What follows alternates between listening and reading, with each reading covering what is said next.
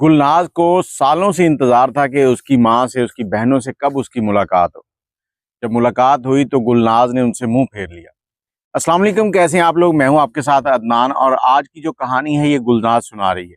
गुलनाज बताती है कि वो जब छोटी सी थी तो उसके घर में बहुत लड़ाई झगड़े से रहते थे। उनकी वजह उसकी वालदा थी। गुलनाज 3 बहनें थीं और उनकी वालदा जो है उसको हर वक्त सुर्खी पाउडर लगाने का चाह रहता था। वो हर टाइम एक हूर बन के रहती थी। गुलनाज के वालिद जो थे वो सब्जी बेचते थे। घर का गुजर बसर जो था वो नॉर्मल सा चल रहा था कि गुजारा हो रहा था। अब गुलनाज की वालदा जो है वो रोज अपने शौहर से कोई ना कोई नई फरमाइश करती। जब वो उसको समझाता तो आगे से लड़ाई करती। एक दिन तो हद ही कर दी। आखिरकार उसके सामने उसको थप्पड़ मार दिया गुलनाज के वालिद को और उसे कहती कि तुम मुझे तलाक दे दो, तुम मेरा खर्चा नहीं उठा सकते। बेचारा क्या करता, मजबूर था, उसने उसे तलाक दे दी। जैसे ही तलाक दी तो इसने अपने भाई को फोन किया और कहा कि हमें ले जाओ। इसका भाई जो था गुलनाज का मामू, वो रिक्शा चलाता था। वो अपने रिक्शे पर आया और इन सबको अपने घर ले गया। भाई था, क्या करता, मजबूर था। अब घर ले गया। घर में जाकर चंद महीने तो अच्छे गुजरे। जैसे जैसे वक्त गुजर रहा था, गुलनाज की जो मामी थी वो इसकी वालदा से कुछ ना कुछ लड़ाई झगड़ा शुरू हो गया था कि वो भी रिक्शा चलाता था, रिक्शे से कितनी कमाई हो जाती है। आखिरकार वो लोग तंग आ चुके थे। एक दिन गुलनाज की वालदा जो है वो अपने भाई को कहती है कि तुम्हारा एक दोस्त है जो कि लाहौर में बंगले पर काम करता था, अगर तुम उससे पूछो तो उससे काम का पूछ लो, मुझे वहां पे काम मिल जाएगा, मैं कोठी बंगले में काम कर लूंगी और अपने बच्चों का पेट पाल लूंगी। तो इसने कहा ठीक है। इसने जैसे ही उससे बात की तो उसने कहा जी काम मिल जाएगा। पहले गुलनाज की वालदा और तीनों बच्चियां जो हैं, गुलनाज और 2 बहनें, सब ये चले गए हैं और वहां जाकर इन्होंने कोठी में काम शुरू कर दिया। कोठी वालों ने एक कमरा भी दे दिया रहने के लिए। ये उस घर में भी काम करती हैं और उसके बाद 1-2 घर और थे साथ, उनमें भी काम करने चली जाती और इनको महीने के बाद 30-35 हज़ार रुपये जमा हो जाते। अब जिस घर में ये रहती थी उस घर का जो मालिक था वो बाहर रहता था अक्सर, और उस घर की मालकन जो थी उसने इनको इसलिए रखा था कि ये घर में रहेंगे तो हमारे घर का जो रखवाली है, घर में उनको डर नहीं लगेगा, इस तरह की वजह से। अब एक घर में ये काम करने जाती थी। उस घर का जो मालिक था वो कभी कभी दूसरे शहर जाता था। जब वो दूसरे शहर जाता तो वो इस औरत को कहती कि अपनी बड़ी बेटी जो गुलनाज है उसको मेरे पास छोड़ जाओ, मेरे पास छोड़ जाओ, ताकि ये रात को इधर रहेगी और मेरे साथ ही सोएगी। गुलनाज भी खुशी खुशी उस घर में रहती क्योंकि जब वो रात को उधर रुकती तो अच्छा खाना मिलता, हर चीज अच्छी अच्छी मिलती और गुलनाज की वालदा को पैसे अच्छे मिल जाते। इसी दौरान गुलनाज की वालदा ने अपने भाई के लिए भी काम ढूंढा और उसे वहीं पर एक क्वार्टर में रिहाइश दिलवाई जो कि एक मालक का था।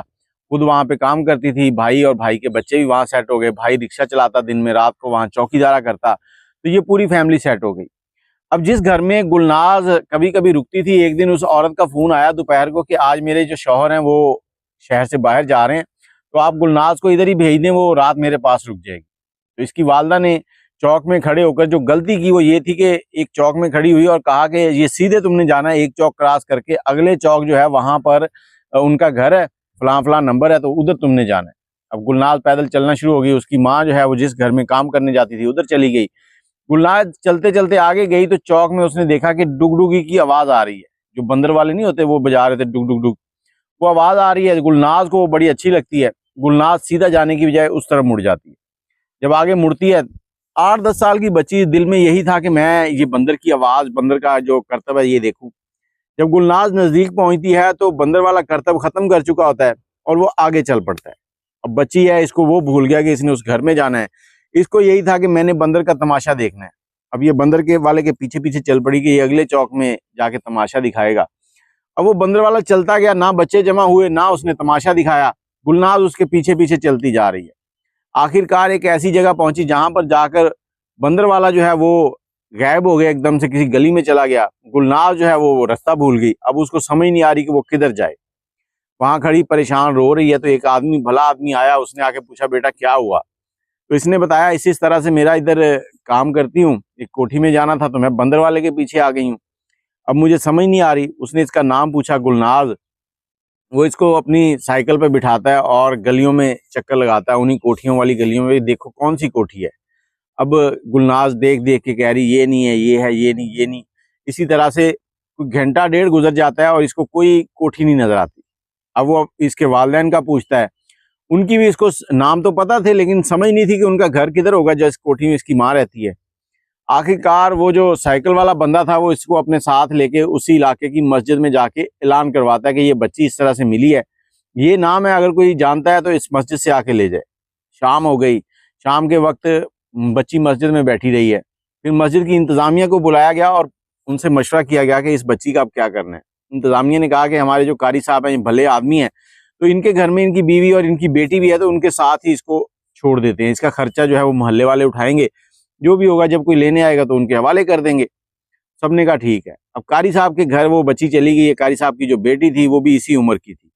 इन दोनों की आपस में दोस्ती हो गई और उधर जो गुलनाज की वालदा है वो इसको ढूंढते ढांढते रहे, नहीं मिली। आखिरकार वो थक हार के खामोश हो गए। लेकिन गुलनाज का जो मामू था वो कोशिश कर रहा था। आखिर कारी साहब ने इसको घर में रखा। कारी साहब की बेटी से दोस्ती हो गई, इकट्ठा खेलती और मदरसे में इकट्ठा पढ़ती। कारी साहब ने इसको कुरान हिफ्ज कराना शुरू कर दिया। बच्ची बहुत ही प्यारी थी और बहुत समझदार थी, कामकाज भी घर के करती थी, पढ़ती भी थी। एक दिन कारी साहब को फोन आता है, क्योंकि कारी साहब पेशावर के थे, वहां से फोन आता है कि आपके भाई का इंतकाल हो गया है। कारी साहब वहां फौतगी पर जाते हैं, वहां जाकर जनाजा वगैरह होता है। उसके बाद उस भाई का एक मदरसा भी था। अब वहां की जो इंतजामिया है कारी साहब को कहती है कि आप इस मदरसे को संभालें, क्योंकि आपके भाई साहब तो अब रहे नहीं। तो कारी साहब वापस उधर आते हैं, अपने उस मस्जिद के जो इंतजामिया है उनको बताते हैं कि ये मसला है, मैं अपनी फैमिली के साथ वहां जा रहा हूँ। अब फैमिली के साथ जा रहा हूँ तो मुझे इजाज़त दें, आप अपने इमाम मस्जिद का नया इंतज़ाम करें। और साथ ही मुशावरत होती है कि ये जो गुलनाज बच्ची है इसका क्या करना है। तो इंतज़ामिया कहती है कारी साहब अगर आप इसे अपने साथ उस मदरसे में ले जाएंगे तो ये बहुत नेकी का काम है, बच्ची पढ़ भी जाएगी और आपकी बेटी के साथ इसकी अच्छी दोस्ती भी है और हमें आप पे एतमाद है। कारी साहब गुलनाज को साथ लेते हैं, पेशावर चले जाते हैं। पेशावर वहाँ जाने के बाद गुलनाज जो है मदरसे में पढ़ती है, कुरान हिफ्ज करती है, दीन नमाज हर चीज़ बहुत अच्छे से सीखती है। और साथ ही इसके दिल में यही था कि काश कभी मुझे मेरी बहनें और मेरी माँ मिल जाए तो क्या ही मज़े आ जाएं, मैं उनके साथ खेलूं, उनके साथ बैठूं, खाना खाऊं, सब कुछ करूं। इसी दौरान कारी साहब अपनी बेटी की शादी करते हैं। गुलनाज की उम्र इस वक्त तकरीबन 20 साल के करीब हो चुकी थी। कारी साहब की बेटी की शादी होगी और इसी दौरान उसी इलाके के एक नौजवान ने गुलनाज के लिए रिश्ता भेज दिया। कारी साहब ने उस नौजवान को सारी हकीकत बताई कि ये गुलनाज कौन है, तो हम इसके माँ बाप को नहीं जानते। उसने कहा कोई नहीं कारी साहब, मेरे लिए आप ही इसके माँ बाप हो, आप ही सब कुछ हो, मुझे रिश्ता मंजूर है, लड़की अच्छी है। उसकी शादी हो जाती है। अब गुलनाज का जो शौहर है वो बड़ी उसके साथ मोहब्बत करता है, उसकी हर ख्वाहिश पूरी करता है। इतना अमीर नहीं था लेकिन अच्छी जिंदगी गुजार रहा था। गुलनाज भी खुश है उसके साथ, लेकिन कई बार गुलनाज उसे कहती कि काश हमारे पास पैसे होते ना तो हम लाहौर जाते और वहां जाकर मैं अपनी माँ को ढूंढती, शायद वो मुझे मिल जाती।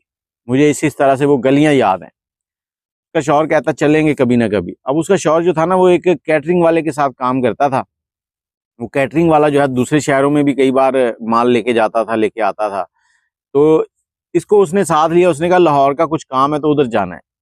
अब लाहौर के काम के लिए निकले हैं तो दादा दरबार जो है उसके पास से गुजरे हैं। तो गुलनाज का जो शौहर था वो पीरों फकीरों को मानने वाला था। अब उसने कहा कि चलो हम इधर दुआ मांग लें। दुआ मांगने के लिए जाता है तो देखता है कि सामने एक बूढ़ा शख्स है जिसके चेहरे पे हल्की हल्की दाढ़ी है सफ़ेद, और वो चावल तकसीम कर रहा है और उसकी शक्ल जो है ना वो गुलनाज से हूबहू मिलती है। अब ये उसके पास जाता है, उससे पूछता है आप कौन है। तो गुलनाज ने उसको बताया होता है कि इस तरह के मेरे मामू हैं। अब इसको हूबहू उसके मामू ही लग रहे थे। इसने बातचीत की, उसने कहा कि आप चावल क्यों बांट रहे हैं। उसने कहा जी हमारी एक बेटी गुम हो गई थी, मेरी भांजी थी, गुलनाज नाम था उसका, और इस तरह से वो गुम हुई थी। जब उसने पूरी कहानी सुनाई कि इस तरह वो कोठियों में काम करती थी, वहां से गुम हुई थी, तो ये शख्स जो है ये फौरन बोला कि वो तो मेरी बीवी है। अब ये उसके मामू को पूरी स्टोरी सुनाता है। सुनाने के बाद उसके मामू को अपने घर का एड्रेस देता है, कहता है कि आप हमारे घर आए, गुलनाज तो आपका हमेशा से इंतजार कर रही है। अब ये वापस चला जाता है। वापस जाने के बाद काफी टाइम गुजर जाता है। गुलनाज रोज दरवाजे की तरफ देखती है, आज मेरे मामू और मेरी माँ आएगी, मेरी बहनें आएंगी, लेकिन कोई नहीं आता। कोई महीना गुजर जाता है। महीने के बाद एक दिन दरवाजे पर दस्तक होती है।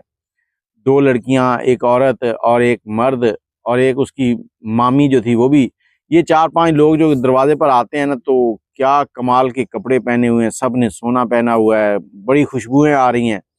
अब जैसे गुलनाज देखती है कि ये मेरी हैं तो माँ और बहनें और ये मेरा मामू है, मामू से तो जाके वो गले लग जाती है।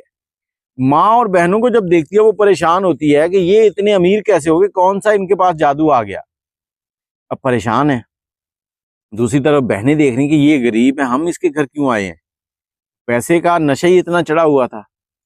आखिरकार वो मिलते हैं, घंटा के बैठते हैं। उसकी माँ कहती है हमें कोई काम है तो हमने जाना है, हमें इजाज़त दें। गुलनाज का शौहर कहता है इतने अरसे के बाद आप आए हैं, आप हमारे पास चंद दिन रुकें। नहीं बेटा हमें काम है, हम जाएंगे। तो वो वहाँ से आ जाते हैं। अब गुलनाज का शौहर जो है ना, वो तजस्सुस में इनकी सारी रैकी करता है कि ये कौन लोग हैं। जब वो रैकी करता है तो अपनी बीवी को जाके बताता है कि तुम्हारी माँ जो है वो तुम्हारी बहनों को स्टेज डांस जो होते हैं, जो शादी ब्याह पे मुजरे होते हैं, वहाँ पर डांस करवाती है। ये जो पैसा तुम देख रही थी, जो इनके पास से अच्छी अच्छी खुशबुएं आ रही थी, अतर लगाए हुए थे, ये वो पैसा है जो इनके ऊपर, इनके नाचने पर लोग फेंकते हैं। ये डांस गर्ल बन चुकी हैं। तो गुलनाज उससे कहती है कि मैं अब अपने माँ बाप से नहीं मिलूंगी। उसका शौहर कहता है कि देखो मेरी तरफ से तुम्हें कोई पाबंदी नहीं है, लेकिन मैं खुद को तुम्हारे माँ बाप के माँ के घर नहीं ले जा सकता। मैं खुद को मुतमईन नहीं कर पा रहा हूँ कि एक डांस करने वाली के घर पे जाऊं। तुम्हारी माँ को आज़ादी चाहिए थी, तुम्हारे बाप ने शायद उसे तलाक दे के आज़ादी दी थी। जैसी उसको आज़ादी मिली है तो उसने तुम्हारी बहनों का इस्तेमाल किया और उनको स्टेज डांसर बना दिया है। गुलनाज भी कहती कि मैंने इनसे कभी नहीं मिलना। तो गुलनाज का शौहर कहता है कि अगर तुम कहो तो मैं तुम्हारे वालिद को ढूंढता हूँ। वो कहती नहीं, आप मेरे लिए, अब आप ही मेरा सरमाया हो। अब इस कहानी को सुनाने का मकसद ये है कि जैसी आपकी उठनी बैठनी होगी ना, वैसे ही आप बन जाएंगे। अक्सर मैंने लोगों को कहते सुना है कि ओ यार वो नशई है, मैं तो नहीं नशई। मतलब अगर कोई कहे ना कि यार वो नशई है, उसके पास नहीं बैठो, तो यही जुमला आगे से मिलता है। लेकिन सोबत का असर ज़रूर हो जाता है। अगर वो नशई है, वो कोई चोरियां करने लगेगा तो साथ आप भी शामिल हो जाओगे। अगर वो कोई बुरा काम करता है, आप उसके साथ बैठते हैं, तो एक दिन आप भी उसके साथ शामिल हो जाओगे। तो कोशिश करें अपनी उठनी बैठनी जो है ना, वो ऐसे लोगों में रखें जहाँ पर आप अच्छे इंसान बन सकें। अब एक बेटी जो कारी साहब को मिल गई, वो हाफिज कुरान बन गई, और दो बेटियां जो माँ के पास रही, माँ की जैसे ख्यालात थे वैसी बन गई, वो स्टेज डांसर बन गई। फिर ये औरतें औरत मार्च की तरफ आ जाती हैं, मेरा जिस्म मेरी मर्जी। और आखिर में जब बुढ़ापा होता है तो फिर देख रही होती हैं कि हमें उठाएगा कौन, इधर उधर कौन करेगा।